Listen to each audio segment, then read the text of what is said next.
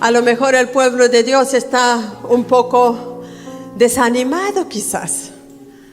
Está siendo quizás un poco opresionado por las distintas situaciones de la vida que nos toca vivir. Entonces, en medio de todo eso necesitamos que el Espíritu Santo nos ministre. Por eso estamos aquí en esta mañana. Porque Él es el único que lo puede hacer. Porque Él conoce la fibra más interna de nuestro corazón. Lo que ninguna persona conoce. Y ahí mismo donde Él puede tocarnos, puede trabajar, puede restaurar, puede sanar. Entonces, el avivamiento que el pueblo de Dios necesita no siempre es mucho voce, mucho gloria a Dios, mucho aleluya, tirarse al suelo, qué sé yo, danzar, saltar. Esa es una parte. Pero generalmente lo que se necesita es aquí adentro. Y cuando cantamos Señor aviva ciudades, es porque en la ciudad hay mucha gente que no conoce a Jesús. Y ellos necesitan un encuentro poderoso con el Señor. Y mientras cantábamos esa alabanza, yo estaba meditando que realmente el único que puede traer eso es nuestro Dios. Porque no hay ninguno como nuestro Dios. La gente de hoy busca en muchas religiones, busca en la psicología, los ateos buscan en sí mismo. Cada uno busca en diferentes lugares, porque el ser humano tiene una necesidad de Dios.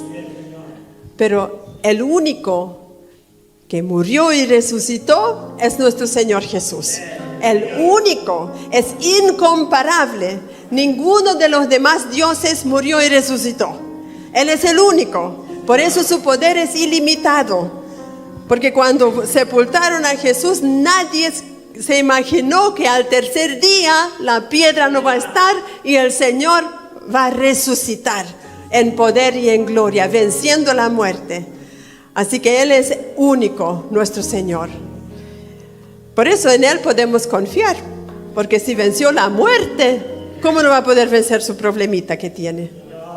Si venció al diablo, ¿cómo no le va a poder ayudar a usted contra su pequeñito enemigo que tiene? ¿Cierto? Así que, gloria al Señor, Él es digno.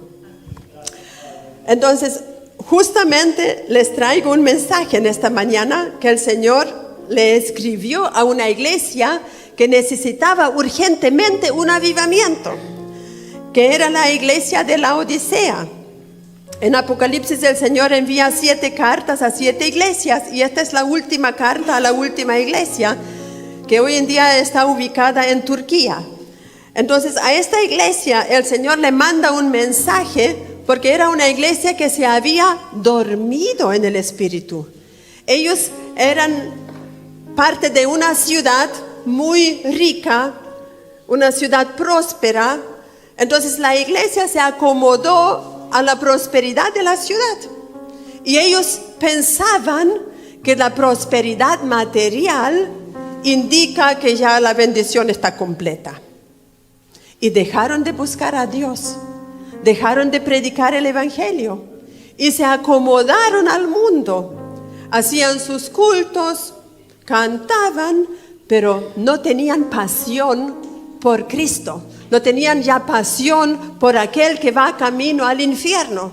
Y por eso ellos estaban cómodos. Decían, tenemos todo lo que necesitamos. Estamos ricos. Ya estamos salvos. Los demás que vean cómo se la arreglan.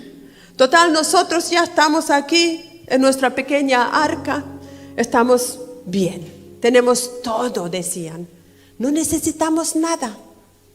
Menos mal que nosotros no pensamos así, ¿cierto? Nosotros necesitamos todavía mucho de Dios. Queremos predicar el evangelio, queremos ganar a los perdidos, ¿cierto? Y nos vamos a poner con tutti este año que viene para demostrarle al Señor que nosotros no somos como esa iglesia en la Odisea. Porque ustedes saben muy bien que el Señor tuvo que reprenderlos duramente. Y en el fondo el Señor les dice en su palabra, ustedes me dan asco, ustedes me producen un vómito. Entonces nosotros no queremos producirle eso al Señor.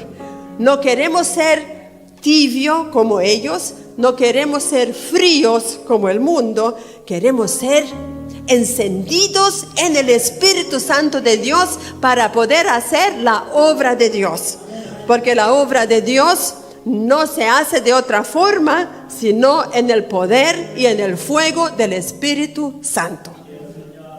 Así que con esta introducción vamos a abrir nuestra Biblia en Apocalipsis 17, Apocalipsis capítulo 3, versículo 17, porque ahí el Señor da su veredicto, lo que Él piensa de esa iglesia.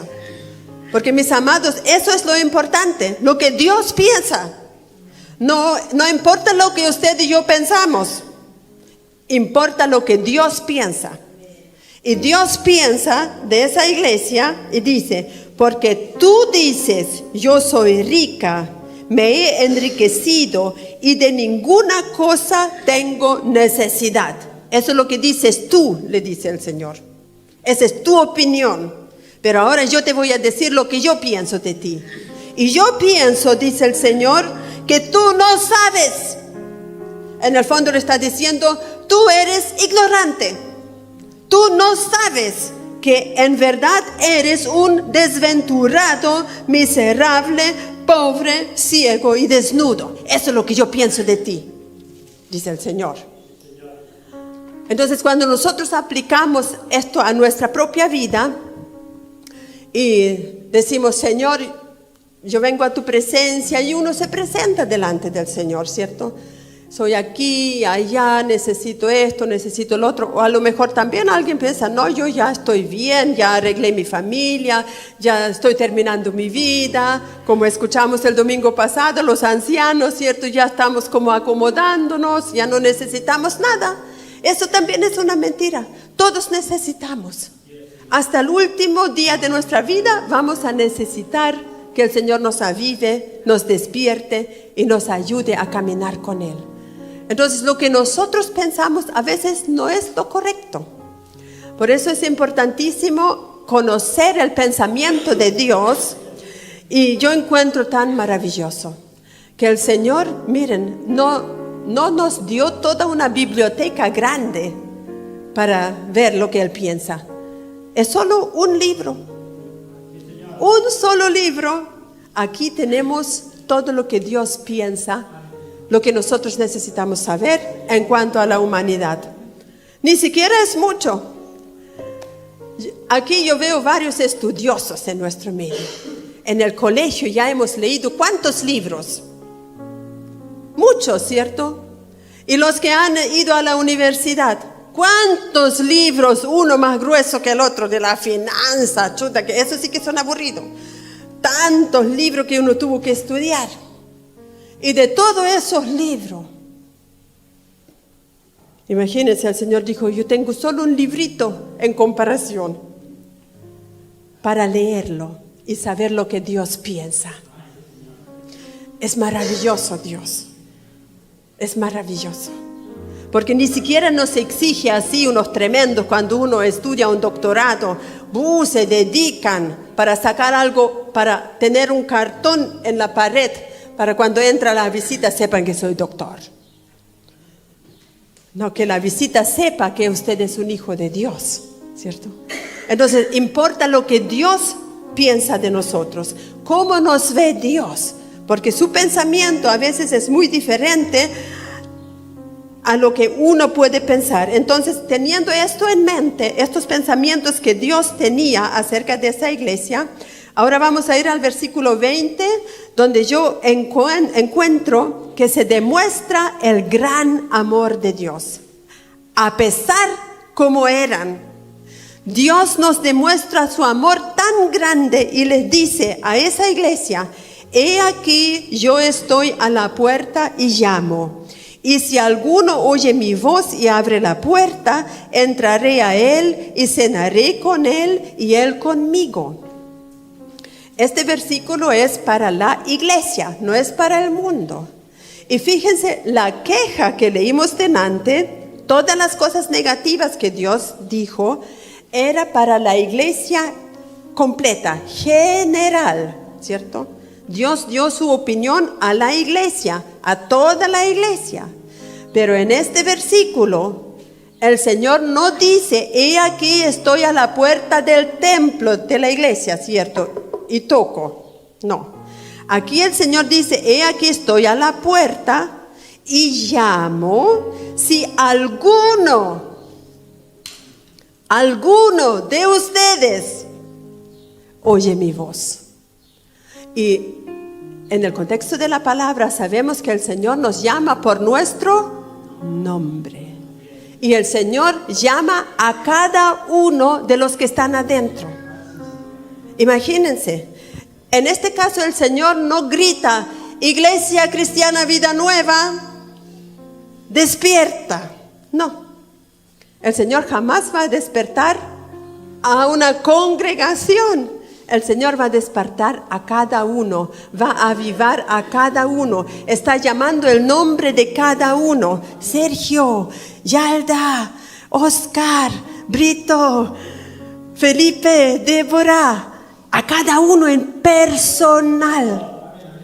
Entonces, eso es lo que el Espíritu Santo está haciendo en esta mañana. Él nos habla personal.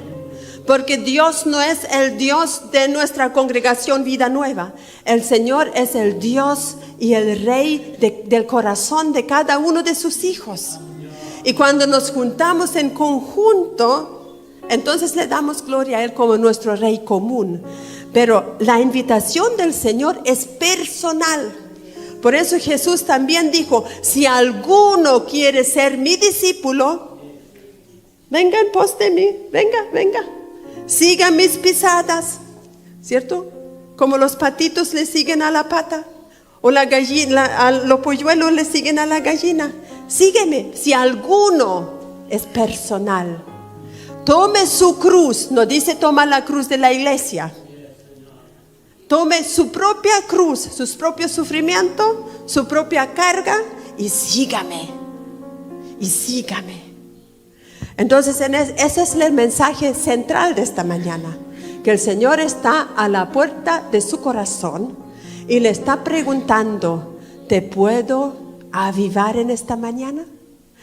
¿Tú quieres pasar a mi mesa y sentarte conmigo? ¿Tú y yo? Porque a la mesa del Señor cada uno va personal, en forma personal. Y el Señor dice en este versículo, y aquí yo llamo. Si alguno me abre, ¿qué dice su Biblia? Yo entraré a él.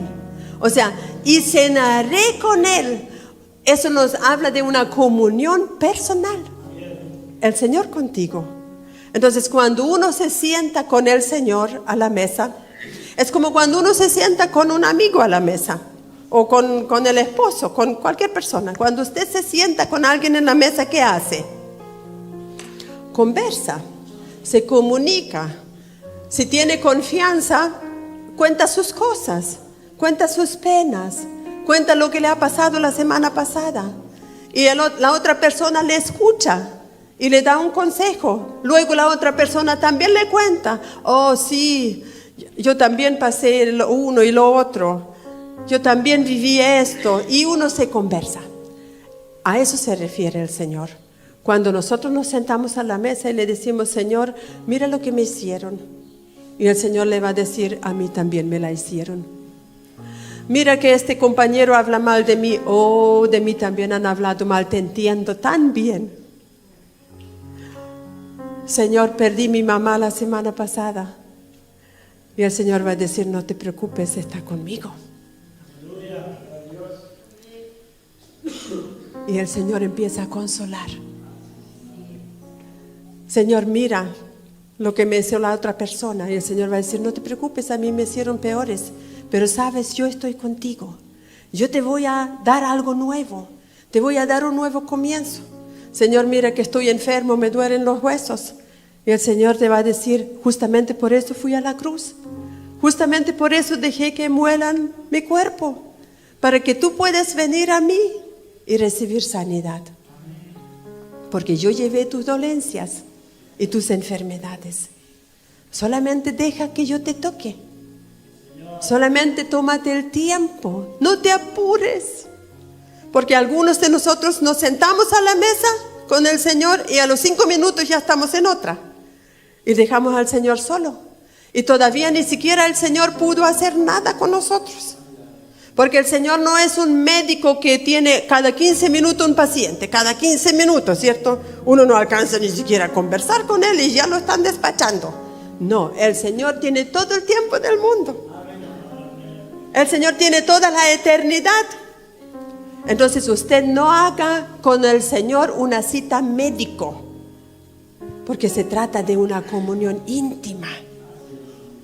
Una comunión hermosa donde uno conversa, donde el Señor me toca, donde el Señor me ministra, donde el Señor me consuela. Y eso el Señor no lo va a hacer en 5 minutos, mis amados. Entonces a mí me gustaría que ya que viene un año nuevo, generalmente uno piensa cómo fue el año pasado, cómo va a ser este año nuevo. Yo siento que eso es lo que el Señor más anhela en este año nuevo que viene, de cada uno de sus hijos. Porque en Chile el mundo está muy acelerado, o sea, como en toda nación, pero siento que Chile está más acelerada quizás que otras naciones sudamericanas donde todavía no hay tanta prosperidad, quizás podríamos decir. La gente chilena corre, trata de alcanzar una y otra cosa. Y por eso también los problemas son más que antes. Y uno no tiene la tranquilidad de poder descansar. Pero el Señor nos llama a descansar en Él. Y ese descanso que el Señor tiene preparado solamente para sus hijos se logra cuando uno está buscando en comunión íntima con Dios. Muchas de nuestras dificultades hace rato estarían solucionadas si usted solamente tomara consejo del Señor, sea en la familia, sea en su trabajo, sea en sus relaciones que tiene. Muchas cosas se solucionarían si solamente hiciésemos caso a lo que la palabra del Señor nos dice. Por eso el Señor nos invita: he aquí estoy a la puerta y llamo, personal. Entonces acepta la invitación del Señor, porque cuando alguien acepta la invitación del Señor, pasa de ser un llamado, pasa a ser un escogido. Todos conocemos ese versículo: muchos son los llamados, pero pocos los escogidos. ¿Y quién es un escogido? El que abre la puerta del corazón. Pasa a ser un escogido. Porque en esta mañana Dios está llamando a cada uno por su nombre. Pero solamente aquellos van a ser los escogidos, los que van a dar un paso, los que van a reaccionar a la invitación, los que aceptan la invitación del Señor, los que se sientan a la mesa con el Señor. Entonces tú pasas a ser no un llamado, sino un escogido, cuando uno ya vive en comunión con el Señor. Y fíjense, el Señor no nos escoge para que tú hagas 1, 2, 3, 4, 5, 6 cosas. No, el Señor nos escoge para comunión con Él.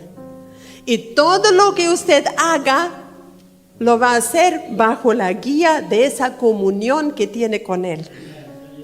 Y nosotros generalmente actuamos al revés. Queremos hacer muchas cosas para el Señor. Y el Señor nunca nos mandó, quizás. Por eso al final, el Señor revela en Mateo: muchos van a decir, Señor, Señor, mira todo lo que hice en tu nombre. Y el Señor va a decir: apártate de mí, no te conozco, hacedores de maldad. Y la gente va a estar engañada. Va a pensar que hizo muchas cosas para Dios, pero nunca revisaron si eso es lo que Dios quería. Entonces es mucho mejor la táctica o la forma que Dios propone, porque Él es el Señor. Ven, abre tu puerta, siéntate conmigo a la mesa, deja que yo te ministre, deja que yo te enseñe, y luego tú vas a hacer solito lo que te viene cada día. Lo que cada día trae, lo hacemos como para el Señor. Todo lo que hagan, háganlo como para el Señor. Entonces la vida cristiana se torna hermosa, porque incluso su trabajo secular lo va a hacer para el Señor. como para Él, no para mí, como para Él. Cuando yo cocino como que el Señor iría a comer lo que estoy haciendo. Cuando limpio mi casa, lo hago como que si el Señor viniera a entrar. Incluso cuando hago mi cama, cuando todo lo que uno hace, siempre piense, Señor, lo estoy haciendo para ti. Y si le toca hacer algo que no le guste, ahí donde más necesita pensar que lo está haciendo para el Señor, para que le vengan las ganas. Porque a mí me pasó eso cuando nos casamos. Lo único que yo quería ser misionera, ya saben, quería predicar y todo eso. El Señor me dio un esposo, me dio una hija, me dio otra hija, me dio otra hija, así, 1, 2, 3, en los primeros 4 años de estar casado. Imagínense el tremendo desafío. Y me tocaba limpiar y fregar, y yo por dentro sufriendo, diciéndole, Señor, pero si yo quería predicar. Y el Señor me dijo, hija, en mi palabra dice que las mujeres se ocupen de los quehaceres de la casa. Estás en mi plena voluntad. Y ahí yo descansé. Y dije, ok, entonces esta es mi etapa de limpiar, de lavar paños, de atender mis hijos. Y yo pensé que el Señor solo se fija en los que predican, los que van de lugar en lugar. No, el Señor se fija en cada cosa que usted hace, cuando la hace para Él. Eso es lo que tenemos que entender. Y todo eso nace de una comunión con Dios. Lo que más hay que cuidar en estos días es nuestra comunión íntima con Dios.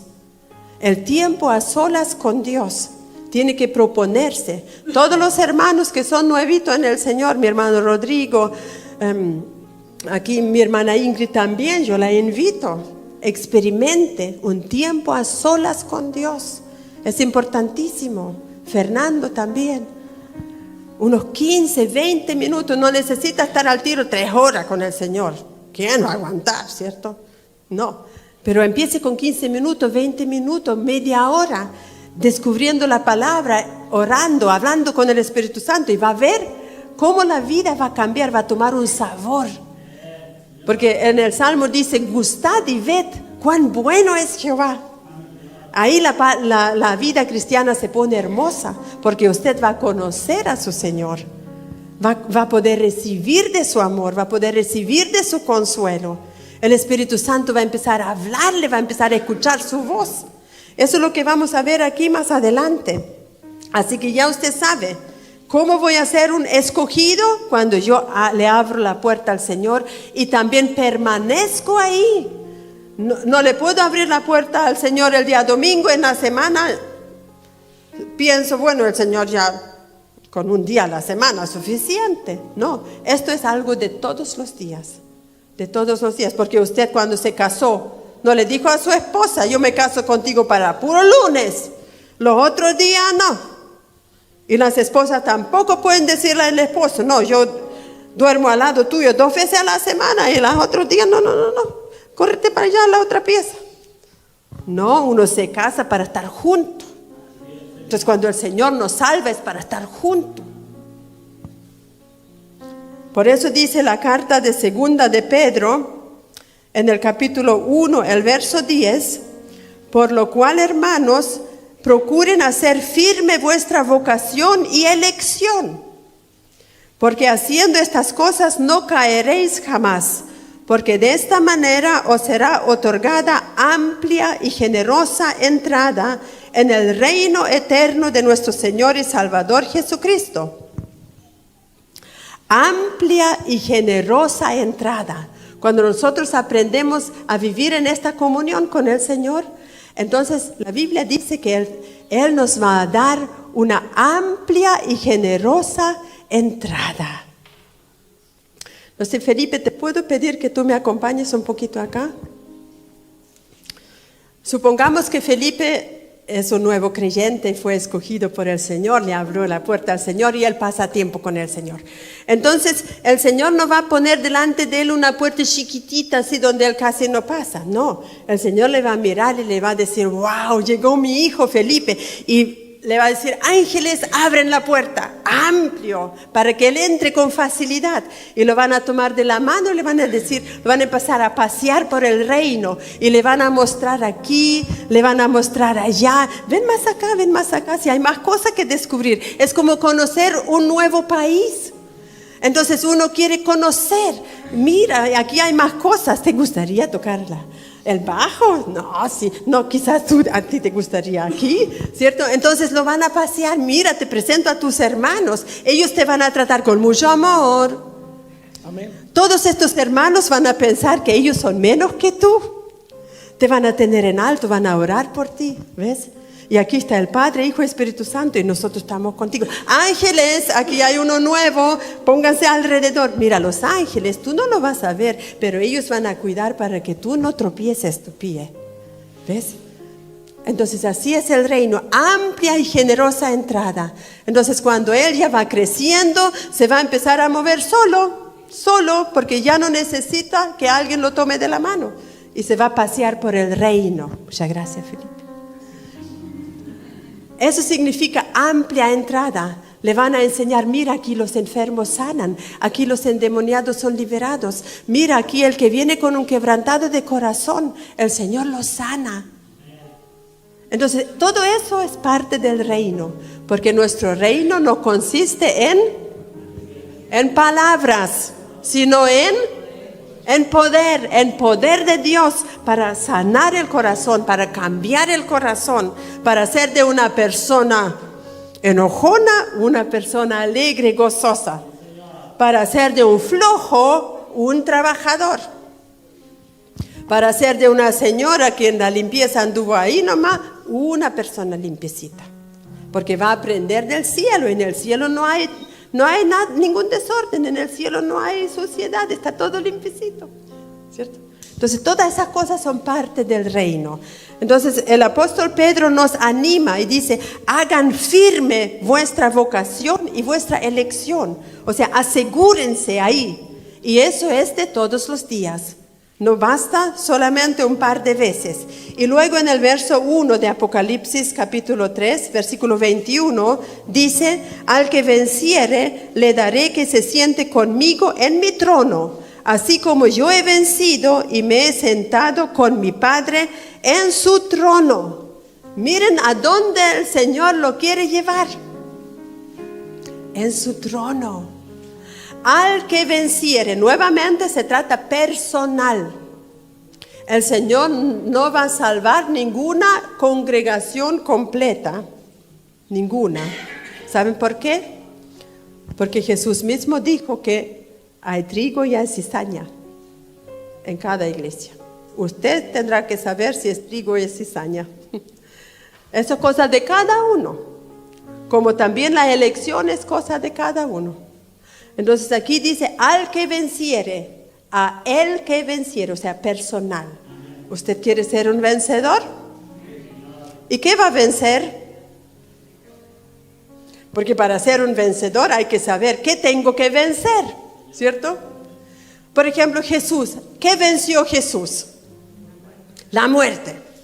Usted no necesita vencer la muerte porque está vencida. ¿Qué más venció Jesús?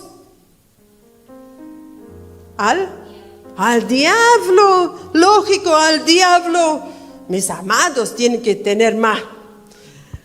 Saber quién es el enemigo, tiene que salir como de una pistola, al diablo. Venció Jesús tantas veces que lo cantamos. Venció la muerte, venció al diablo. A esos no hay que vencerlo porque ya han sido vencidos. ¿Qué más venció Jesús? Cuando dijo, en el mundo tendréis aflicción, pero confiad. Yo he vencido al mundo. Y ahí donde está el problema. Jesús venció al mundo en su propia vida. ¿Por qué se hace una diferencia entre el diablo, la muerte y el mundo? Porque el mundo también tenemos que vencerlo nosotros. Porque el diablo es un ser. No es una persona como nosotros. Es un ser espiritual. Una sola. Él no es ni omnipotente, ni omnipresente, ni nada que se pueda comparar con nuestro Señor. Él fue vencido y está esperando su sentencia. El Señor le quitó las llaves de la muerte y del infierno, porque esa la tenía el diablo. Jesús se la quitó, venció la muerte cuando Él resucitó. O sea, la muerte no va a sujetar a ninguno de nosotros. Gloria a Dios. El día que usted dé su último aliento, aquí vamos a hacer fiesta con el Señor, porque usted va a estar en el Señor. Ya lo habrá logrado. Por eso cantamos que nuestra muerte, la muerte del cristiano, es lo más glorioso que hay, porque ya nunca más va a haber sufrimiento, ni dolor, ni nada de eso, ni llanto. Ya va a estar en la presencia del Señor. Glorioso. Así que por si algún día el Señor se lleva a cualquiera de nosotros primero, no importa si es joven, niño o anciano, si está en Cristo, ya llegó a casa. Al menos que quiera ser resucitado, entonces usted deje un papel antes. Entonces aquí lo vamos a resucitar. Pero si usted no quiere ser resucitado, deje también un papel. No me resuciten porque ya estoy con el Señor. ¿Cierto? Pero el mundo, esa palabra se refiere a todo lo que se piensa afuera. Entonces el mundo, cada uno personalmente también lo tiene que vencer, porque nosotros somos del mundo. Somos del mundo. ¿Y por qué no dicen, no, pastora, nosotros no somos del mundo? Estamos en el mundo, pero no somos del mundo. No pertenecemos a los pensamientos del mundo, no opinamos como el mundo, no nos vestimos como el mundo, no pecamos como el mundo, no necesitamos lo que el mundo necesita, nosotros somos una nación aparte. Entonces, esa es la forma de vencer al mundo. Nosotros tenemos que santificarnos, por eso el Señor nos apartó. Nos sacó del mundo, nos trasladó de reino a un reino de luz. Entonces, en su vida, todos los días hay que resistir a las tentaciones que vienen del mundo. Y nosotros permitimos que el Señor nos guíe a través de nuestra vida. Entonces, lo que nosotros tenemos que vencer es el mundo, en el cual nos desenvolvemos cada día. Quiere decir, luchar contra el pecado, resistir al diablo y huirá de vosotros, renovar nuestra mente constantemente, dejar que el Señor sane nuestro corazón. Usted no necesita al psicólogo, el psiquiatra, todas aquellas cosas que el mundo inventó ahora último. No necesita la cartografía, ni la machi, ni nada. Jesucristo es suficiente. Jesucristo es suficiente. Si usted tiene al Señor, lo tiene todo, dicen siempre. Así que Él es nuestro todo. Primera de Juan, capítulo 5, el verso 4, declara lo siguiente: porque todo lo que es nacido de Dios vence al mundo. ¿Usted ha nacido de Dios? Entonces esta es la promesa. Usted va a vencer al mundo. Entonces puede hacer eso su declaración. Yo he nacido de Dios, he nacido de nuevo y yo voy a vencer al mundo. No importa si me cuesta, porque cada día me va a costar un poco menos. No importa que no entienda todo al tiro, va a ir entendiendo de a poco. Leyendo este libro se va a ir dando cuenta. Viniendo a la iglesia, siendo enseñado en la palabra, cada día va a entender un poco mejor y va a poder avanzar un poquito mejor. Así que eso es el mensaje que el Señor nos invita en esta mañana, a apartar tiempo para Él, apartarnos del mundo y sentarnos a la mesa con Él. Y finalmente quiero terminar con el Salmo 23. En el Salmo 23, David hace esa declaración: Jehová es mi pastor, nada me faltará. O sea, él ya había entendido que teniendo a Dios no necesita nada más, no le va a faltar nada más. Entonces, Dios dijo en cuanto a David, Él es conforme a mi corazón, ¿cierto? ¿Usted se ha preguntado alguna vez por qué David entendía tan bien a Dios? Porque cuando uno lee los salmos se da cuenta que David entendía muy bien a Dios y se alineaba con Dios.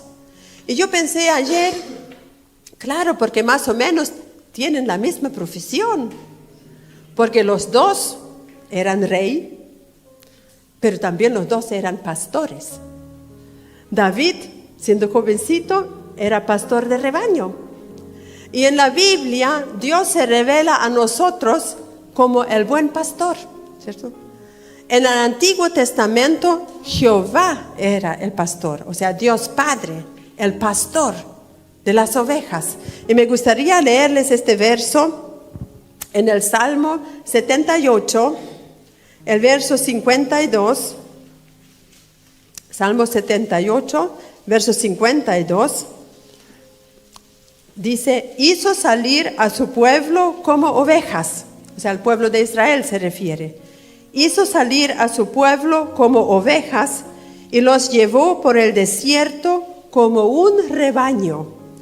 Los guió con seguridad, de modo que no tuvieran temor, y el mar cubrió a sus enemigos. ¿Se dan cuenta? O sea, entendía el salmista que Jehová guió a su pueblo de Israel como un rebaño. Y en el rebaño el pastor cuida que ninguna oveja se escape, ¿cierto? No sé cuántos de ustedes han tenido la oportunidad en su niñez de ver un rebaño de ovejas o cómo se mueve el pastor con las ovejas. Es muy hermoso. Gracias al Señor, cuando yo era niña, crecimos en un pueblo donde habían ovejas y iban el pastor con sus ovejas por las laderas, llevándoles de un pasto a otro y uno podía observar. Y era súper interesante, fíjense, en el pueblo donde yo crecí, habían ovejas, muchas ovejas. La gente tenía vacas, cada familia tenía por lo menos una vaca y también tenían búfalo. Entonces, cada mañana venía el pastor de las vacas y de los búfalos y empezaba a recorrer todo el pueblo gritando, ¡Eaje! Y todo el mundo cuando, más o menos a las 7, escuchaba, oh, viene el Jeaje, me decían mis padres. Así que al soltar los búfalos, nosotros teníamos 2, entonces soltábamos los búfalos a la calle y toda la gente hacía lo mismo, todas las vacas a la calle y todas las vacas iban. Adelante iba una persona para guiarlos a donde querían ir ese día y detrás iba el que cuidaba para que ninguno se escape. Y salían. En la noche, cuando ellos regresaban de los campos, cada vaca sabía dónde vive. Y cada búfalo sabía dónde tiene que doblar. Porque cada casa, no era como acá en Villarrica, por ejemplo. Todas las casas tenían un portón. Entonces, cuando uno venía por la calle, uno veía puras casas, portón cerrado. Entonces, cada vaca se quedaba parada frente a su casa, imagínense. Nuestros búfalos jamás se metieron a la casa del vecino. Y si alguien no llegaba a tiempo a la casa, las vacas y los búfalos se quedaban frente a su portón porque lo conocían. Era increíble. Pero las ovejas, mis amados, cuando traían las ovejas, era un escándalo. Ninguna oveja sabía dónde vive.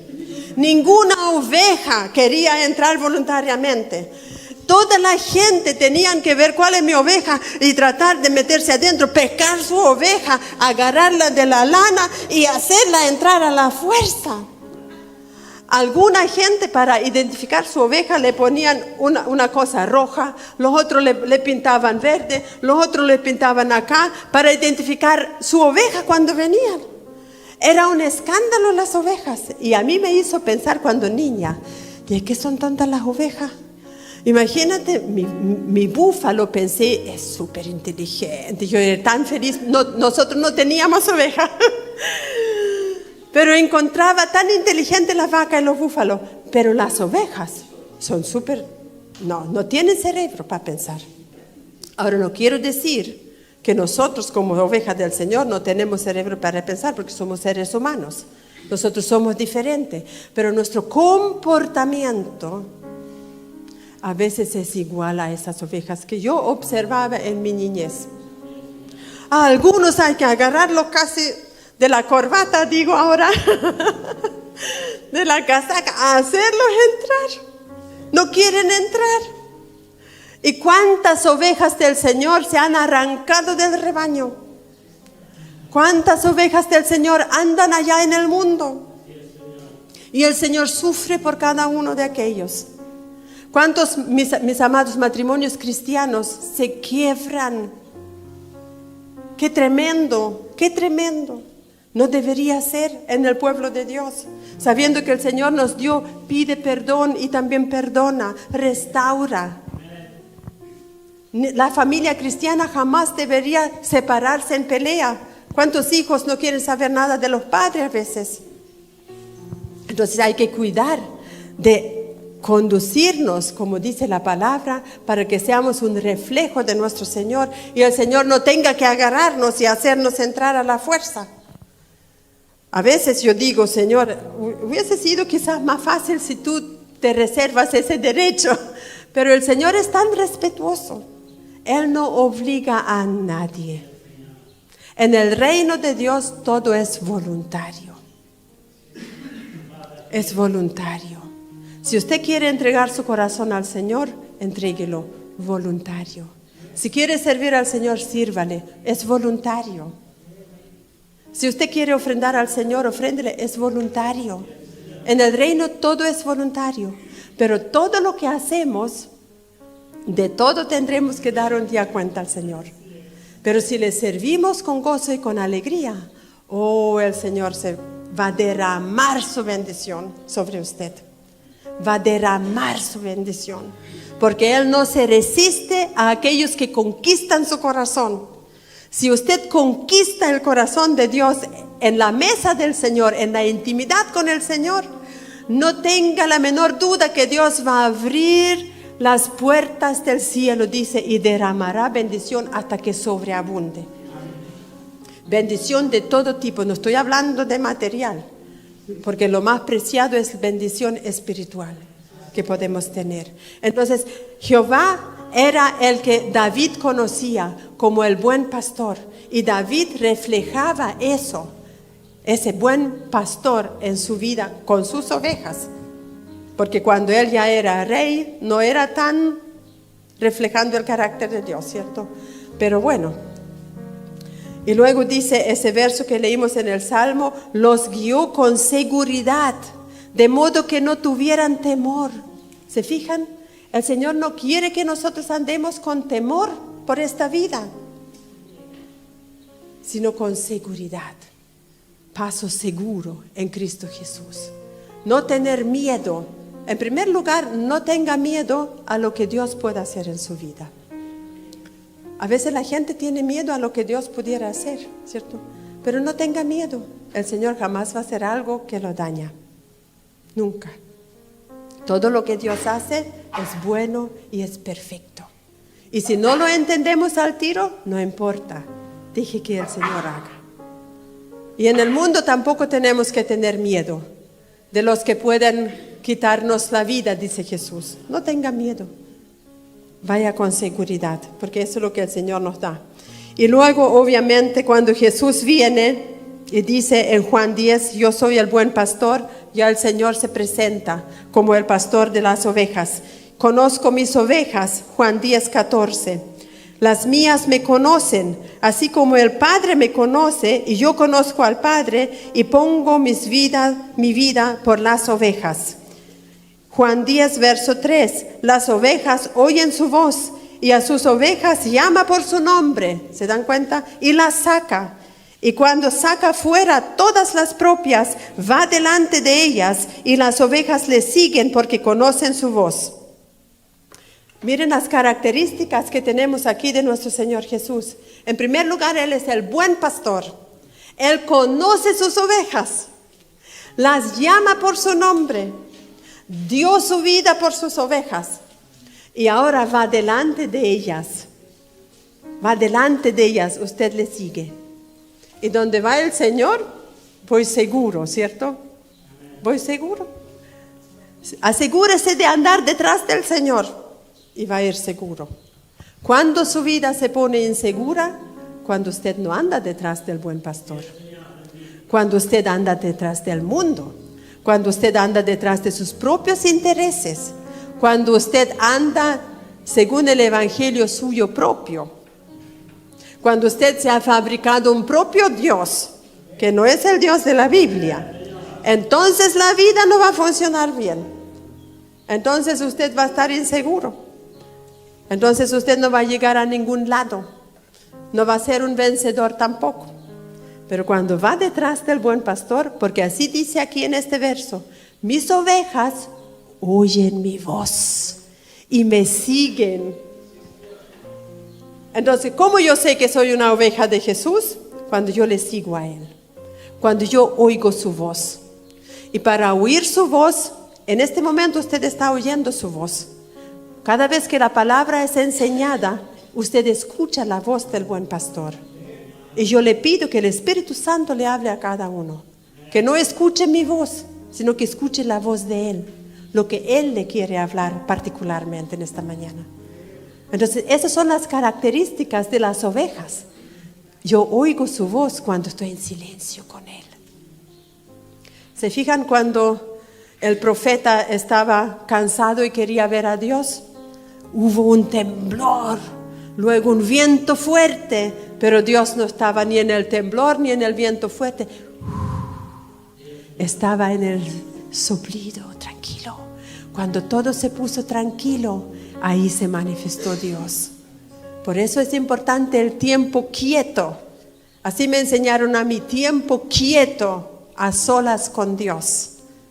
Aunque sean 15 minutos en el día, 20 minutos, media hora, no lo desperdicie.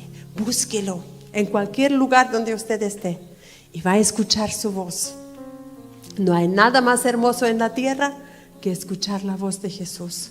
Cuando Él le hable a su oído y le ministra su corazón.